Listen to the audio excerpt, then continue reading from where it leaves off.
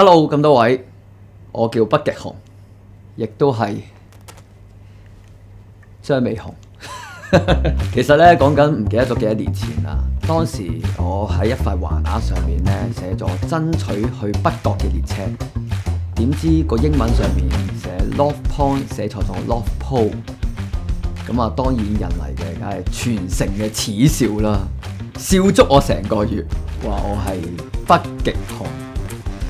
咁但係即係後尾我反思翻，姑勿論係咩嘅原因都好，始終最後嘅問題都係喺我身上面，所以最後我選擇要去面對佢，去承認佢，就買咗套北極熊嘅衫，喺地鐵站嗰度同大家打招呼。一方面我想話俾大家知，其實知錯能改，其實係應該要俾個機會俾我哋去面對。另一方面，我亦都想話俾大家聽，就算我今日呢一刻係做錯咗，但係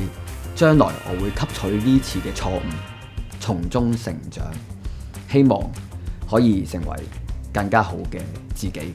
更加好嘅張美雄。所以我決定企出嚟，用北極熊嘅身份同大家面對唔同嘅挑戰。好，啱啱除咗北極熊件衫啦，而家就變翻新界東南嘅最強前鋒張美雄。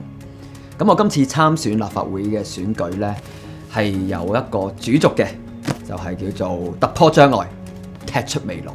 其實我哋發現呢，我哋香港呢，其實有唔同嘅障礙，無論喺地區新界東南上面啦，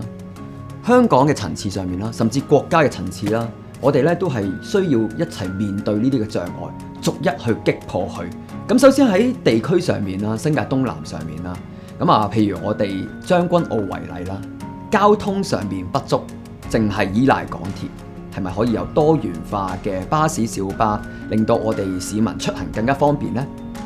甚至我哋而家啲太太們成日同我反映就係買餸好貴嘅。咁係咪可以增加多啲超級市場，甚至公營街市嘅大樓，平衡翻一下我哋嘅物價呢？呢啲就係我哋地區上面嘅障礙啦。香港上面嘅層次呢，我係分開咗5個政綱，希望可以突破現時嘅民生障礙。首先就係對於我哋中產同埋夾心階層啦，面對4高1低嘅問題，高樓價、高稅率、高負擔、高開支。但係我哋嘅福利係比較低嘅，喺一啲稅務嘅寬免上面，譬如聘請外傭啦，係咪可以有相當嘅退稅或者稅務寬免呢？咁我哋中小企亦都面對唔同嘅問題嘅喎，好多一啲